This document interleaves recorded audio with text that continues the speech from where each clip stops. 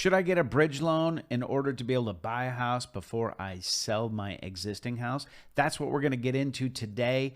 I'm Jason Wilson with Ursula & Associates. Thank you so much for being here. I appreciate you guys. Give us a thumbs up and subscribe to the channel if you're interested in real estate content. Today, in less than 6 minutes, we're going to answer the question about bridge loans and even delve into a few other options to help you buy before you sell.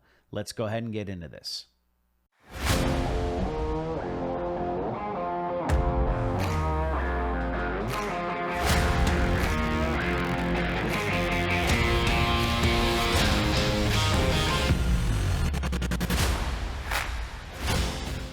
Okay, so welcome back.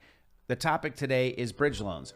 First of all, we got to say, what is a bridge loan? That's going to be a big thing. We got to figure out, what we're doing with this. So a bridge loan is a loan that you're going to be able to get that allows you to purchase another house, kind of even possibly with cash, depending on how you structure it.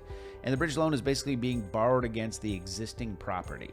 So for example, if you own a property in New York and you're going to get a bridge loan on that property, let's say you own it outright, you would basically be borrowing against that property. It would be a shorter term loan, sometimes with 6 months or less, that would give you the cash you need to buy the next property.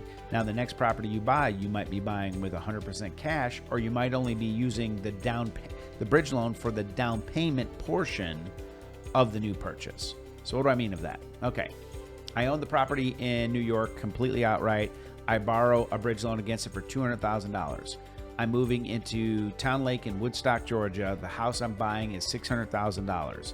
I need $200,000 down. I qualify for a $400,000 loan. So I'm going to go ahead and get a bridge loan to basically give me the down payment. So technically, you're kind of 100% financing in that sense. You're borrowing from the existing house on a bridge loan, and then you're moving that money on a temporary basis for your down payment. Now, granted, when you sell the house in New York, you would pay off that bridge loan, and then you would that money that was already paid down on your house would technically be invested in it. So it's a way to move the money before moving the money. So that is one way to do it.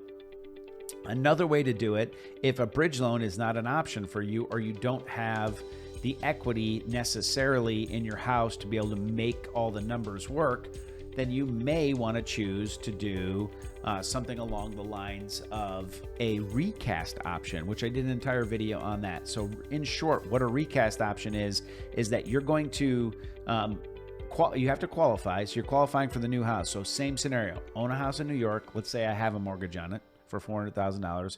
It's also worth $600,000. I have a property I'm buying in Town Lake in Woodstock, Georgia for $600,000. I need a $200,000 down payment on it. In fact, let's not even do that. Let's just say I need 5%. 5% down, and I have it. So 5% is going to be $120,000. So not even $200,000, $120,000. But I qualify to have both mortgages, meaning the debt to income ratio is going to work out. So what I can do is buy that property here in Woodstock and close on it with my 5% down because I qualify for both mortgages. Then I turn around and let's just say 60 days, and I put the house in New York on the market. The house in New York sells in 30 days. I fund that cash, and now I have an additional $200,000 that I really want to apply to the balance of the house here in Woodstock. Do I have to do a refi? Well, the answer is no. If it's a recast, you don't have to do a refi. What would happen is you would call your lender. You're going to pay a fee. Sometimes it's $50, sometimes it's $200. As long as it was built into the loan when you got it, which is important to hire the right agent, make sure that happens on the front end. And then you go through arguably an annoying process to get them to take a one-time payment that is more than 10% of the principal balance. And instead of shortening the loan by putting down this extra money, what they do is they recalculate the payment as if the money had always been there. So in my fictitious scenario, you would have made one payment at that 5% down, and by the time we get to the next payment, it will act as if there were $320,000 down instead of $120,000, and the mortgage insurance premiums would be removed from the calculation because you now have greater than 20% down on the property. So these are some of the instances in which you would find this useful. The bridge loan avoids a lot of that and is a little bit simpler in terms of you not having to have Well, you still have 2 payments, but obviously you can deal with smaller amounts. In the case of the bridge loan scenario, you're basically wrapping it into one instead of having 2 mortgages. Okay, so that's 2 ways that you can buy before you sell. So one's a bridge loan. The other is not a bridge loan. Now let's go to the third one that is a type of bridge loan, but a unique product. That's where they make you a cash buyer. So now we're talking about a company like Ribbon or a company like Homeward, where what they do, they offer to step in and buy the property for you as a cash buyer. So they pre-qualify you for the mortgage. They say, okay, when he sells his house, what will he qualify? He fully qualifies for this. They underwrite it. They're going to originate the loan for me. Now, this is Homeward I'm talking about. Homeward's going to be the lender and originate a loan for me. They know I qualify. They've checked all my debt to incomes. I need to sell my house. So what they're going to do is make an offer on my behalf to buy the other house cash. They will charge me a rental fee to go ahead and move into that house while I own it. And then I turn around and sell my house and liquidate the cash that I needed for that down payment. Now that I've liquidated that cash, what ends up happening is they go ahead and close the loan that they'd already done. They say, okay, now he has the assets. Let's put them back through underwriting, make sure there's no new conditions. Boom, boom, boom. They go ahead and close on it, and it's gone. The title will look like this, where it has gone from Joe Seller to Homeward to me. Now, Ribbon works similarly to that.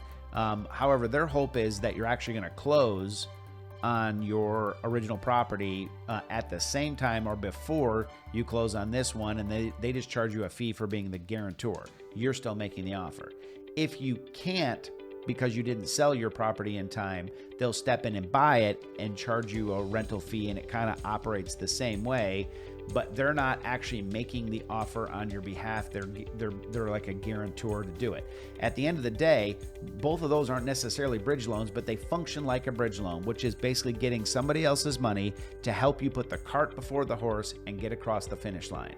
Okay, so that's it for today. That's what bridge loans look like. If you are in a situation where you need to sell or you need to buy before you sell, and you have questions about what are my options? Should I use a bridge loan? Should I use one of the make me a cash buyer? Should I do a recast option, or can I just work on a simultaneous close? Give us a call. We'll do a free consultation with you, and we'll look at your specific situation and find out what's best for you. Talk to you soon.